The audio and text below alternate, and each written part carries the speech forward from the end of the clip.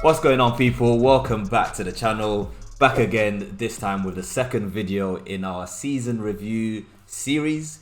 Back obviously with Jason and Tomwa. As you can see, we haven't really gone very far because if you watch the last video, we're wearing the same things. So we basically... It's a different day. We just happen to be wearing the same. Yeah, completely different day. This is like 10 days later, bro.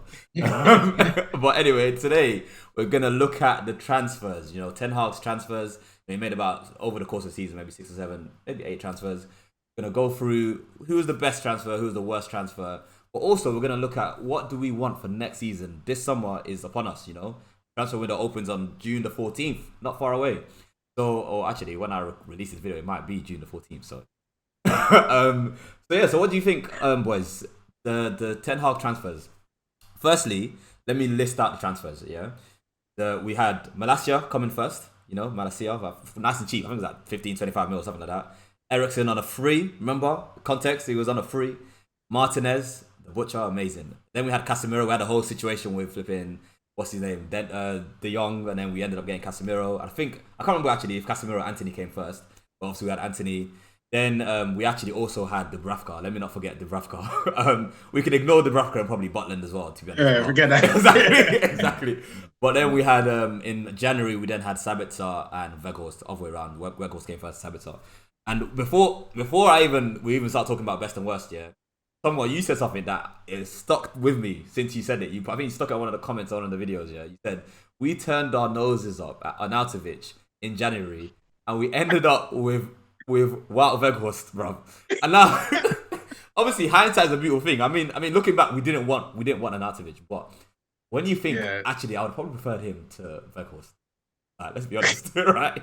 But Wait, anyway, was Arnautovic? Was that in summer? Or was it? I think it was January, wasn't it? It was January. Was it start of January? Yeah. Yeah, they almost did it, and then everyone like cussed them out. Yeah, exactly. And then they're like, "Oh no, we can't have him." But yeah, so what are you saying? What do you think? Give me your best. Well, actually, maybe go through some of the signings. Give me your best and worst signing, and also just your overall view on signings. Really. All right. I think overall the signings they've been useful. Like at the very least, they've been useful. Even some obviously have more use than others. Useful, you know? That's my god. Bro. Honestly, I find it hard to choose a worst transfer because genuinely, as much as Weghorst, I'm a huge Weghorst hater. I've been hating him even before all you guys started jumping on it. Yeah. No, facts. Because everyone was saying, "Oh, when we were winning, first monster, first monster." Yeah, his pressure is great. He tried so hard. I was like, this guy's got 2 out of. I was counting every game. He got 2 out of 19 games. Bro. And you guys are talking any other striker that plays for Man United, if it has that sort of record, people will be calling for his head. So, I mean, at the end of the day, he was there, right? So, what participation award, bro? Participation award, he was available. Do I think that if we didn't have him, maybe I'm sure there must have been one youth striker we could have probably brought out, do a better job. But anyways, so I don't know if to choose for the worst one.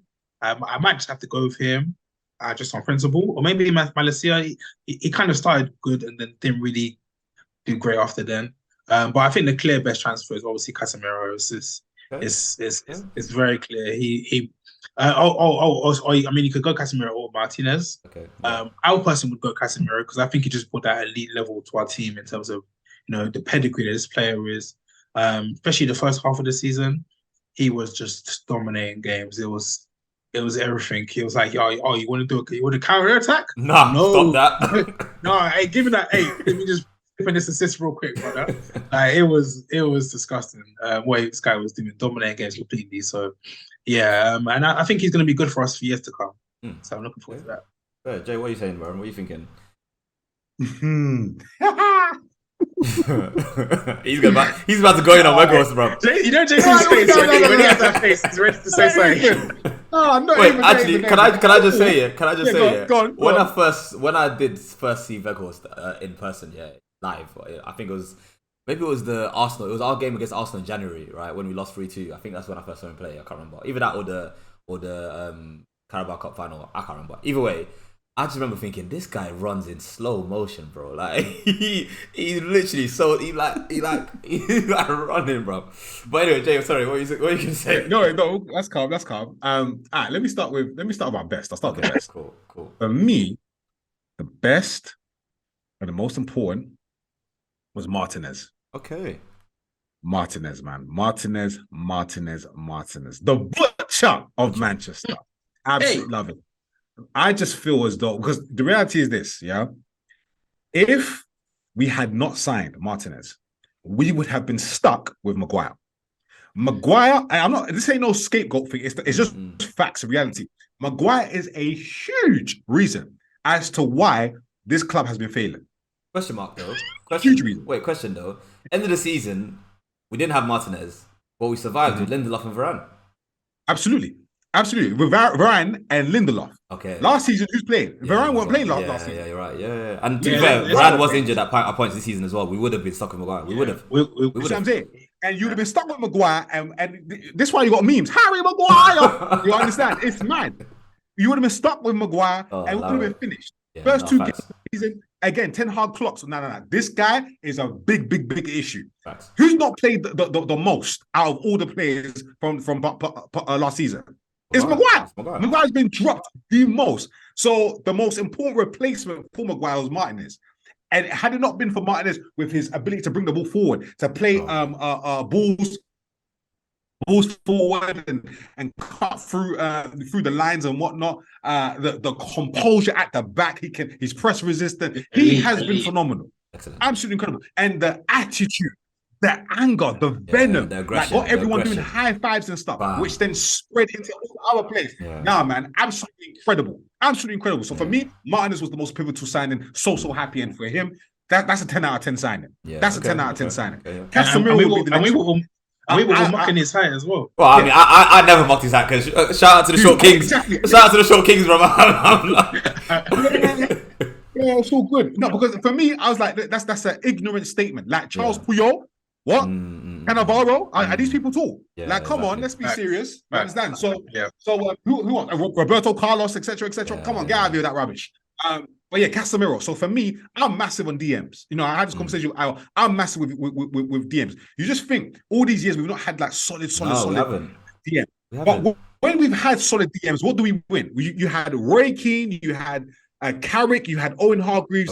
That's what we're doing all during that Champions League. And then in the period of time where we didn't have a DM, you've got a City with Fernandinho. You've Rodri, got bro, Yaya Toure. I mean, Liverpool with Fabinho, Man City with Rodri. Bro. You understand? So it's letting you know. In fact, Chelsea had Kante. It's letting you know you need a hard body DM. Even and to so be when fair, Casemiro comes in, I'm not surprised. Even looking at this season with Arsenal, right? They had Partey and Xhaka doing that kind of double pivot thing, and it worked for them as well. Like, so it's a huge role. It's a huge role. Imperative position. You just have to have someone solid. So and then what would happen anytime Casemiro was not playing because of the suspensions? What would happen to the team dynamics? It would just drop. You understand? So for me, Casemiro was like a 9 out of 10 signing and whatnot, because there were times when his form would dip a little bit, ever so slightly. But overall, his importance and significance to the team, absolutely incredible. Absolutely incredible. So he gets a 9 for me. To be fair, I think I'd agree. Is that tell me what you said. It's gonna be one of those two, right? That are the best, Martinez or Casemiro. Jay, you didn't give your worst. But I'll let you think about it, because I'm gonna give my worst, And without a doubt, obviously, we're ignoring Butland and we're ignoring Dubravka, right?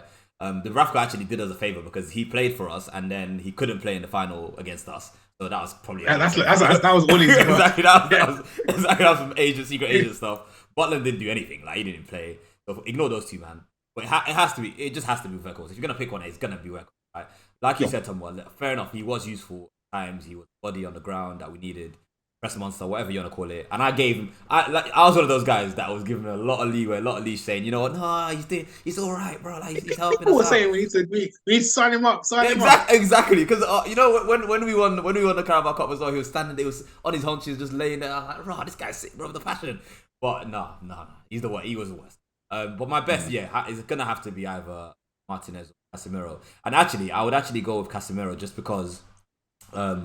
basically the arguments that you put forward, Jason, about DM being so important. I get the fact that we missed him a lot when he was suspended and stuff, but like, and I obviously 100% love Martinez, but actually looking back across the season, and we've missed for the last, I don't know how many weeks now, we've missed Martinez for a long time since that Sevilla game, and all credit to Ten Hag actually for being able to manage the team without Martinez, but we weren't able to do that without Casemiro. Like times when we didn't have Casemiro, we struggled, man. Like so, I think Casemiro has shown that he actually makes, when he's on form, obviously, because he had these rustiness at times, he makes a huge difference to that team. So and he's brought a different mentality as well. So I think I'll go for Casemiro as my best signing. But who's your worst? Before you get away with it, who's your worst? My worst signing is WEGHORST as well. Cool. No need to add any more. WEGHORST as well, isn't it? Oh my days. Tom, were you gonna say something? Sorry, bro. No, I was gonna say that also. I mean, it doesn't really matter. We all praise Martinez and Casemiro, but the gap between, if Leach out, then you kind of have Lindelof, and Lindelof can play well. He's done well. Lindelof's a smart player, just lacks physical prowess, right? But the gap between Casemiro and McTominay or Fred is humongous. Huge. Insane. It's humongous. So are you gonna rate the other ones? No, I mean, okay. Who do you gonna go? Antony. Give me Antony. Because I know Antony is controversial to some, right?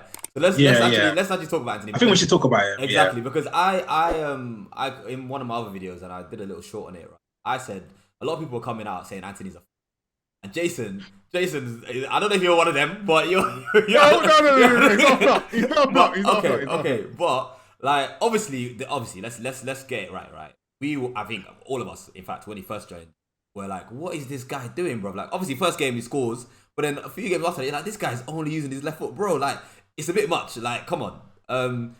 But I think he adds so much to the team structurally. He adds so much to the defensive side as well, and. Some people say he's the right answer to the right-hand side, although Sancho's now, challenging that again. I think if I was to give him a rating, I'd say it's probably like a 6 or 7, because maybe a 6. Because yes, it's not it's not great, but it's not bad either. It's a decent season, first season, 23 years old, decent season, I think. I don't know. Yeah. That makes I would give him a 6. I think a 6 is a fair signing. Yeah. Not bad, not great. You understand? And I think the issue really is the price tag. You understand? And obviously, he didn't ask to be bought for 90 million. Yeah. And that's the buffoonery of the ownership and the board that we have. So that's not really his fault. But for 90 million, but at the same time, this is where I throw in slight criticism to Ten Hag, because obviously he would have been adamant. I want this guy. I must have Antony. I want this guy. Now, is he 90 million's worth? No, he's not. Now, are you wondering if he could become that? Possibly, but for now I can't see that. But 90 million is a lot. That I think that money could have been better used elsewhere. You sign him for 40 million, fair enough. I'm with that. But for 90, to be fair, on that point, right? Nobody complains about Malacia because he's so cheap, right? Exactly, exactly. Yeah. Just what I'm saying. So the guy, he gets in the right positions.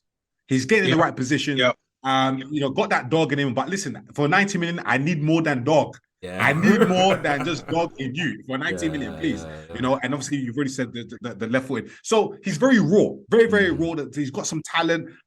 He needs to be a bit more direct. But for me, the most frustrating thing is the decision making. Like you just, mate, the decision making has been so poor at times, extremely. That's one thing that annoys me about players the most, decision making. Like when you look at, obviously I'm sure we will talk about it a bit later on, but when you think about the likes of Sancho, his decision making is actually pretty good.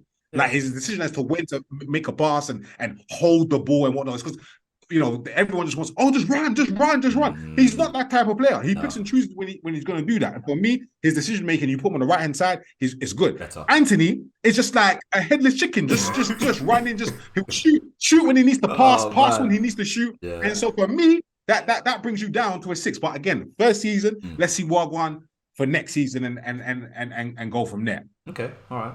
See what you saying, bro? You like Antony, right? I'm an anti-fan. Same. I just think that as United fans, sometimes obviously we expect excellence, and there's nothing wrong with that. Excellence in today's era doesn't look like, you know, what used to young look Ryan like. Giggs. Yeah, exactly. I mean, yeah, exactly. like, Exactly. so as a player who's very robust, who's, you know, quick enough, you know, he's one footed by a lot of players, are, to be honest, and that will improve. He's a young player. I just feel like he's got a good base to develop. And as much as you need more than dog, I agree with that. You can't buy that. You know what I'm saying? Like the ability to like get back on track. Back we can beg, you know, Rashford, Martial, Sancho, all we like, but these guys aren't really about that life. But Antony has been a huge part of all those clean sheets that we've got this year. So Yes, I think that yes. I think he's just and obviously like we forget we were just begging for a right wing, but That's it. we were just begging for someone. And Sancho didn't look like it at the time. Now, in the last 3 games he's looked better, but I do want to see him improve. I've noticed that Rashford's used his week for a lot more this year. Yes, he has. So I want to believe that Ten Hag can encourage Antony to do the same thing. Yeah. So well, I guess we saw it a few times near the end of the season as well. Actually, he was doing a bit more with his right foot. So let's see if that improves. But yeah, let's in the last 5 minutes, right? Let's try and talk about the positions that we need for next season. And obviously, on that note as well, that's going to lead into the current situation with, you know, ownership, right? We've got Sir Jim Ratcliffe or whoever, and then we've got Sheikh Jassim, right? So in terms of what we need for next season, obviously we all know that I think we can all agree here that De Gea probably needs changing, but is he a priority compared to the elephant in the room? We need a striker, right? We need a striker that's going to be available every single game or maybe not every single game, but mostly, and score us the goals that we need, right? So give me maybe 2 or 3 priority positions that you think, you know, are key. For me, you know, it's obviously striker, another maybe 2 strikers, because you know me, I want Harry Kane and I want one of the young boys, you know, or Harry Kane or Osimhen, and one of the younger boys like Ferguson, Højlund, who we're being linked to, and then another midfielder. Because if Casemiro's out, we need someone to cover him, and obviously we've been linked to another kind of number 8 in a Mason Mount, which would also be very good. And then if we can get another centre back to cover for Varane, bro, there's a lot. It seems like we need a lot, and that's why, just to put it out there, I want Qatari money because they'll give us all the money. But anyway, what are you saying? Who wants to go first? Like what positions and who do we need to buy this club? For me, it's minimum 4. Okay. Minimum 4 signings. Obviously, if we could get more, you know, we'd love to do Football Manager on the thing and get more, right? I would buy the world. Minimum 4. Obviously, priority. I think we need priority. Striker. Yeah. Minimum. It's absolute minimum. You understand? And so for me, minimum, we need a striker. Okay. I'd love to get Harry Kane. Osimhen, I think the price point is going to be. I think we'll be priced out of him. Harry Kane's going to be difficult to do, so it might be someone else. But ideally, you know, because. For me, I'm always thinking, how do we compete with City? You need someone who's going to compete against the likes of City at the top level. Who's going to come? What striker can compete with Haaland's goals? Harry Kane. He did this season. That's the standard. Yeah, do you understand? That's the kind of standards we need to get to, because it's not just challenging for. Obviously, I get that we know things are going to take time, but we need to be winning Premier Leagues. We need to be in the Champions League final. Like just a decent striker is not taking us to win the Premier League or win the Champions League, and that's the standard for United. So for me, I would love to get the Harry Kanes and whatnot, right? So Harry Kane as a striker, De Gea, he needs replacing. Like those mistakes, that distribution issue it's unacceptable now. Yeah. It was like, I remember during the season I was backing him. Yeah. Because I thought some of the agenda was a bit too much and whatnot, but then it kept on happening. And the problem was the mistakes, they're happening at too much of a costly time. Yeah. If you're winning 3-0 and De Gea makes some mistakes and it goes 3-1, you cannot be making big boy mistakes in the semi-finals or the quarterfinals of the Europa League. But then I guess it goes back to, we need a striker, bro. Like if we were scoring those goals, those chances, I guess you're talking about the Sevilla game. Sure. If we scored the chances we made in the first, I think Malacia hit the post or had a chance, somebody else hit the post, bro. Like, we wouldn't even need to worry about that, right?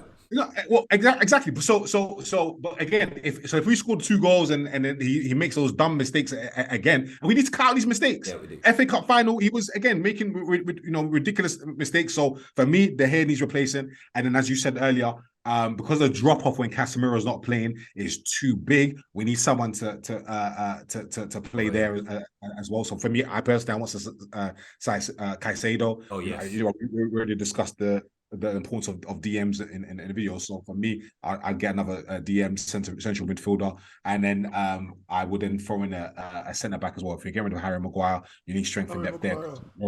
If Varane gets injured, and Martinez obviously still needs to make sure that he's on point for next season. Of course. After his injury as well. Exactly. So 4 minimum for me. If we get more than that, then fantastic. Yeah, Tom, you said we need more, right? No, I was just saying, in light of the number of players that we have leaving, true. We'll almost definitely need more than 4. But I 100% agree with everything you guys are saying, honestly. I'll just, I mean, my personal preference for striker is Osimhen, but Naja boys in the building. Come on, bring the Naja boys. Yes, though.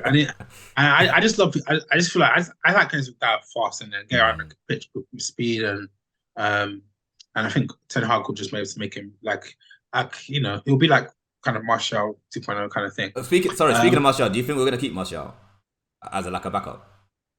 Yeah, I think so. Why not? Unless there's something that we don't know, which there seems to be, that this guy just he's just it's not he can't stay fit. There's something wrong with him. It seems like So I don't know. We'll see. But I just want to emphasize on the midfield part. We kind of need a backup for all our 3 midfielders. Bro, we actually do. Because I don't trust anybody else. Like, okay, maybe Sabitzer can stay, maybe. McT, I've had enough. Thank you. And honestly, quite frankly, Fred, I'm not a Fred hater, but I'm just like, you can do better. You can do better. He's just too erratic. Like, it's not good for a player to be able to look 1 minute he's like our player this season. Next minute he's unplayable. Like, garbage, unreliable. It's not good for the team. It's not like we can't rely on that. That's why I think that's actually why Ten Hag doesn't like him. It's not that he hasn't got ability. We all know he's a press monster, but But anyway, what we really need, there's a key role in our team that I think is very clearly missing. It's just a ball retainer, a ball recycler, a ball player. Like 100%. It's just something that we desperately need, and you can understand why Ten Hag was trying so hard for the young, but. We need somebody like that. Is Caicedo that guy? I don't know. There's no doubt about it that he's shown that he could do a job. Honestly, I'll take him at this point, and I'll take the Tillman as well.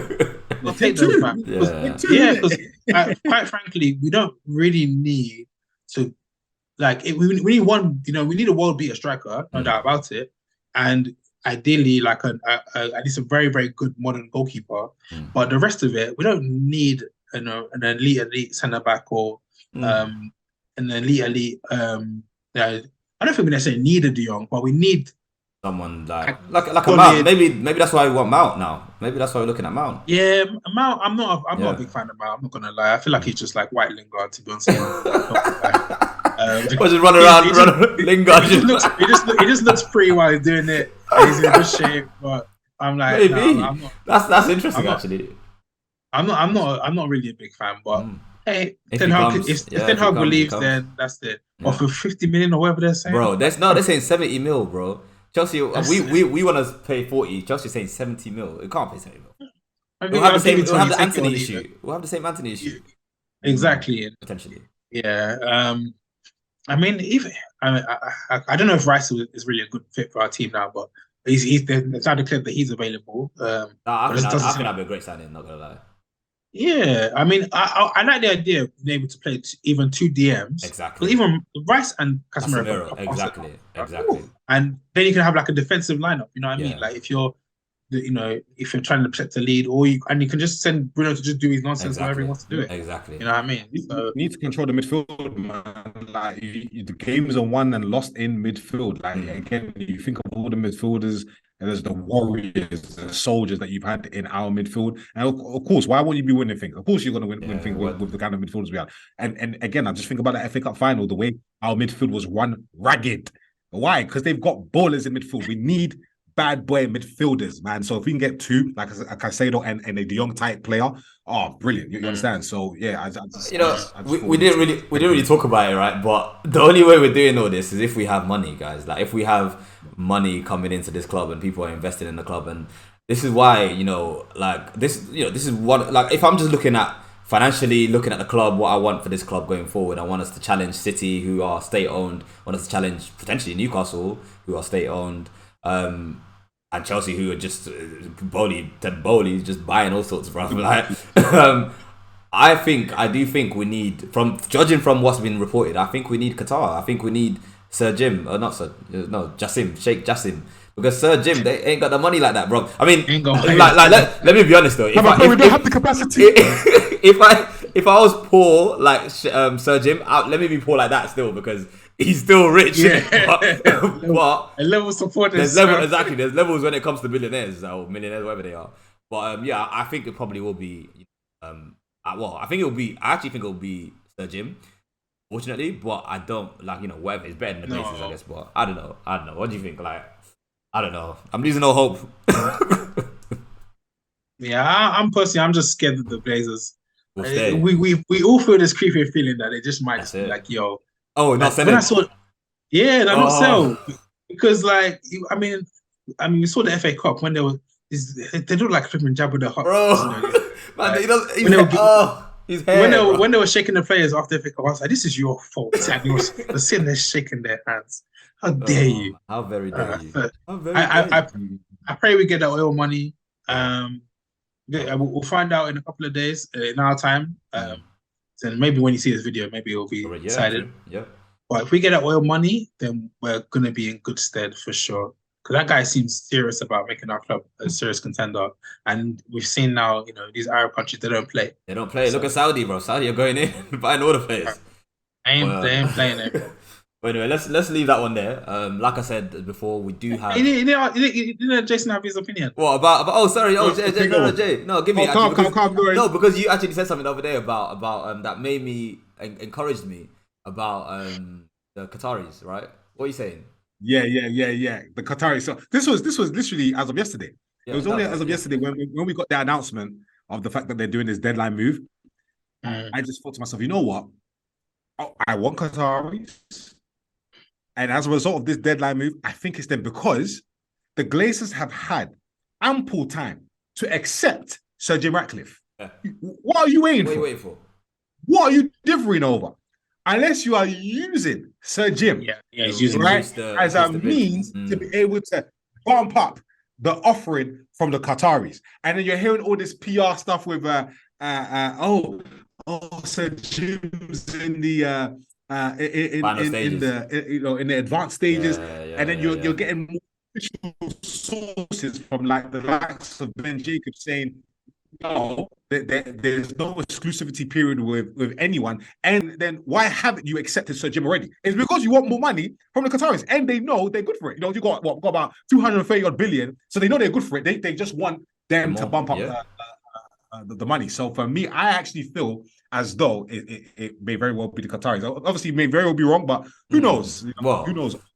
Like Tom said, we'll have found out, because if this deadline is for real, right? By the time we release this video, we'll already know. So let's hope we got some good news, and then we can go into the summer confident to strengthen this team for the next season.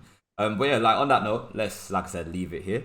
We're gonna come back again one more time with another video on this little mini series. On the end of the season review. Next time we're going to be talking about just giving the players ratings, actually giving our player of the season, MVP, most improved players, all that kind of stuff. So tune in for that one. Thanks again for watching this one. Drop a like on the video, just like it, subscribe to the channel, and see you on the next one. Big up, boys. Yeah. Peace.